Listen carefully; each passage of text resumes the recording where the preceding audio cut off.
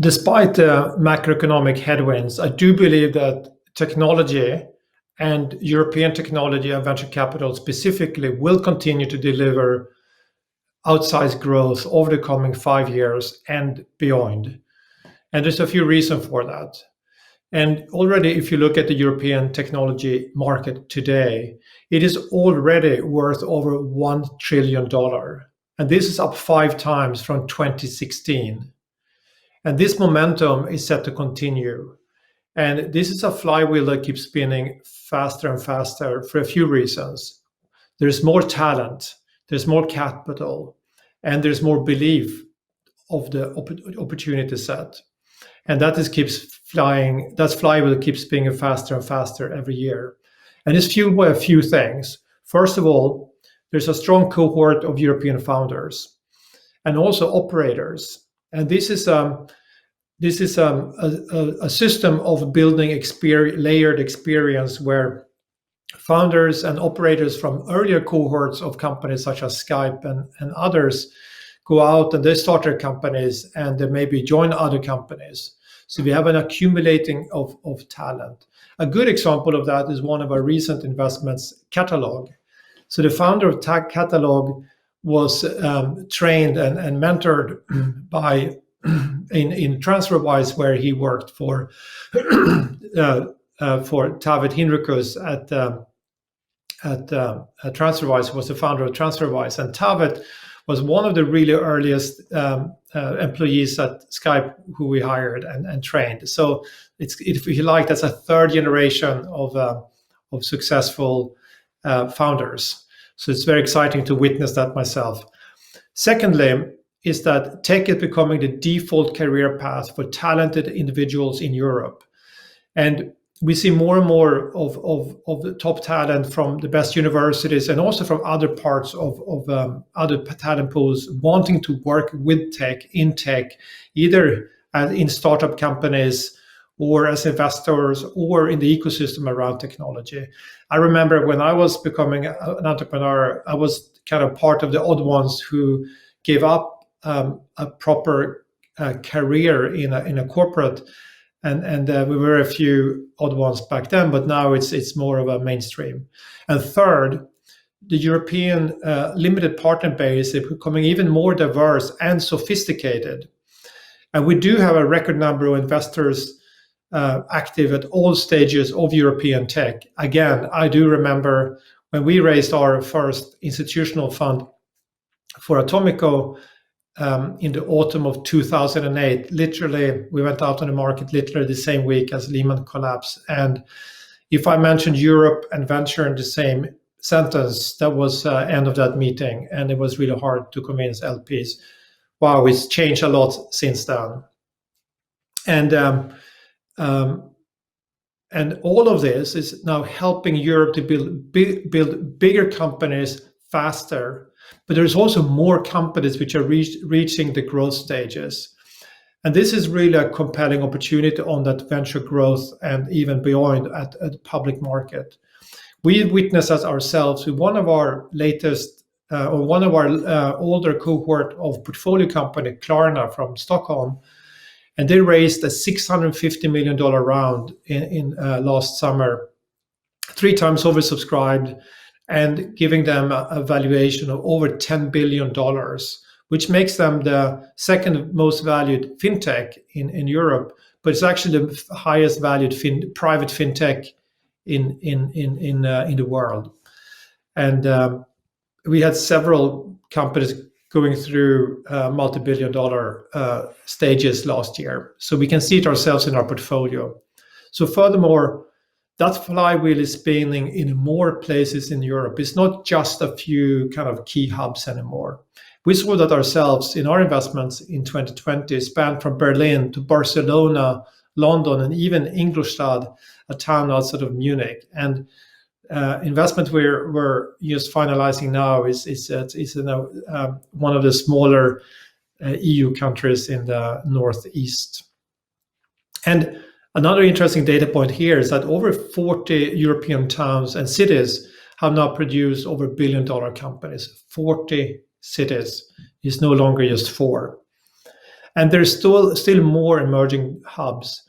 And what's really interesting as an observation from last year is that with working remote, it feels like you can be anywhere today. And I think that so when we're coming out of this, hopefully sometime during this year, I do think that we will see tech companies coming from even more diverse places. Now, shifting from geography to sector, there's some extremely attractive sectors within European tech as a whole that we think will outperform. Just to name a few, we do think that the COVID-19 pandemic and the forcing us to be much more at home, or pretty much always at home, is really, really transforming the world of work. And that will continue to drive demand and opportunity for services for remote work, but also from a hybrid or remote and in-office work. The same thing with how we could get together and communicate, how we get together in terms of events and conferences like this. We do think that we will see hybrid.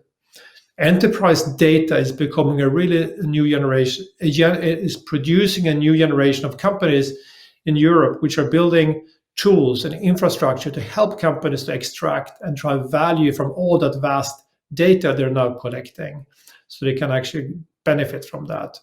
And this is great because it means that it's not only the kind of the tech companies that will be able to use data, it's also kind of non-tech companies will be able to benefit from data and therefore insights and AI and automation going forward.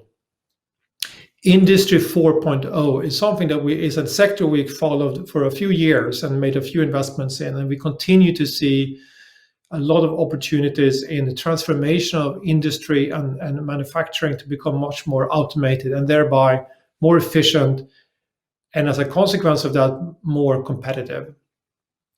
So those are just a few areas that we see being transformed. But we are not the only one who believe that European tech and venture capital are going to continue to outperform. We're seeing this being validated by other investors who are coming in from other type of investments and other asset classes. And as a consequence, we see more capital coming into Europe. It used to be a few years ago, we always looked at this kind of underfunding of Europe and potential overfunding in the US and China. That is now being leveled up and becoming more of a level playing field. And as a consequence, a lot of the top tier US investors are realizing that there are so many good opportunities this side of the pond, and they're flying over, or now they're zooming in maybe, to invest in European companies. And we think it's good because it's validating the market. As a data point here, 19% of the investments that happened in 2020 included participation from at least one US investor. And that was doubled from 4 years ago. I think those are kind of some of the highlights where I continue to be very, very bullish about technology and European tech. But it is becoming competitive, and we're fortunate to have started with Atomico many years ago, in 2006 already, building a strong reputation and in the ecosystem and network. So we feel comfortable as when we have more competition that we're in a good place to continue to perform.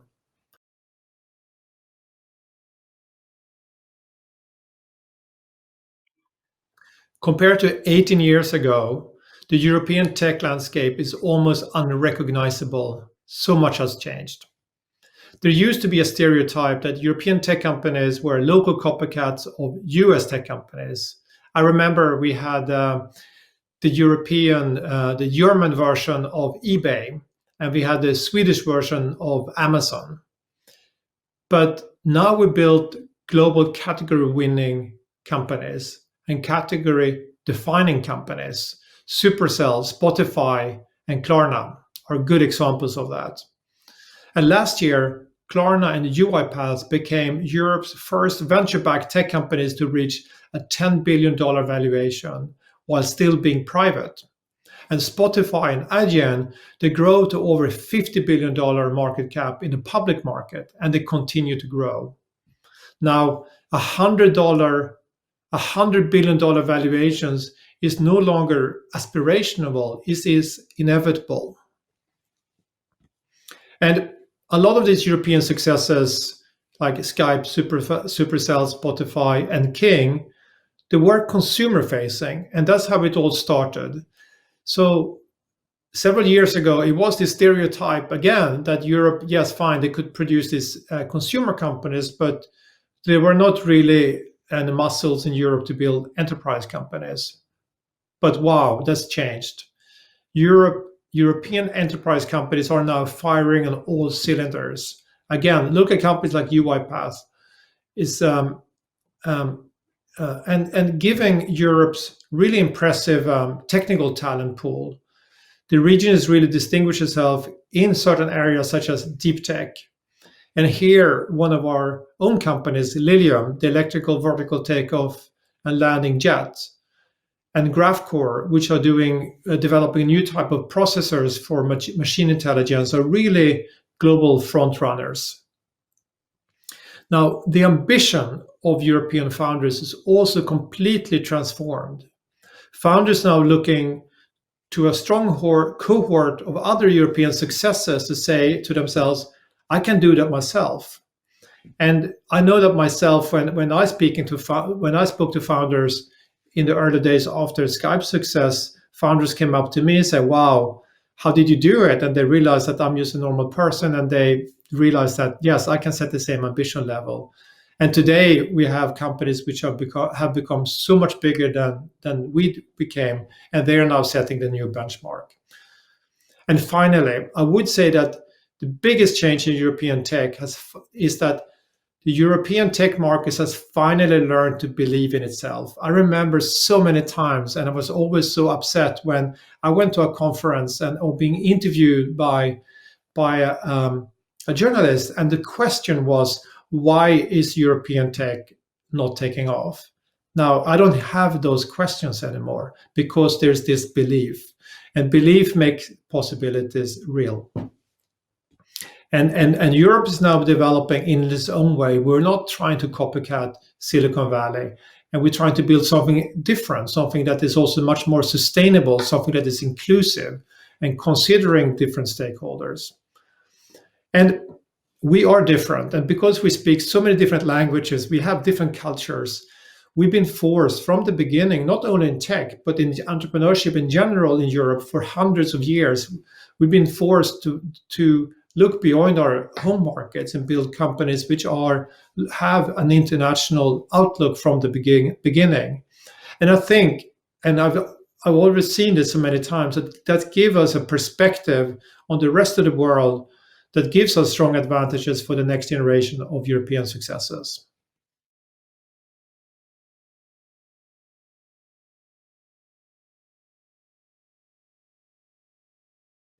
At Atomico, we do believe that profit and purpose are mutually reinforcing, not mutually exclusive.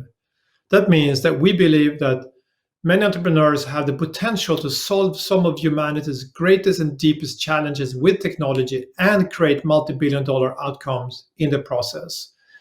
And most of the founders that we come across today, they want to build great companies, but they also want to build companies which are contributing meaningfully to a positive future. And this is something this belief is guiding our investment decision as a firm. We're looking for companies that we think can contribute positively. And some of these companies are also looking to solve some of the world's biggest challenges, such as food security or healthcare. And those challenges represent tremendous opportunities. And our belief as a venture firm is that entrepreneurs using technologies are very well positioned to solve some of these biggest problems. And problems equal opportunity. Now, having said that, we also see a lot of companies which are just addressing efficiencies and driving efficiencies in industries and automation and manufacturing and business processing. So it's not every company which is solving the big problems. Some of them are solving smaller problems as well, but there's still big opportunities. We also think that, and we don't only think, we know that because data and research has proven to us that being purpose-driven also give you, as a company, competitive advantages, and that will help companies to outperform in the long term. Firstly, is that its ability to attract and retain talent. Today's talent in younger generations, they want to work for companies that are both profitable, that can create a good career path and for them, but they do want to work in companies that are solving problems, that are having a purpose. And a few examples that we have seen in our portfolio, which are really successful at attracting companies, are companies in healthcare like Helix and Kira Medical, and Infarm, which are building vertical farms right in the cities. The second competitive advantage by being purpose-driven is to attract and retain customers. Increasingly, customers, and this is both enterprise customers and consumers, they want to buy products and services from companies where their values are aligned. And there's a very strong trend now in enterprise procurements that they're looking at the supply chain to be sustainable, both from an environmental but also from a human rights perspective. Again, companies which are natively doing this have a competitive advantage compared to companies which have to retrofit this.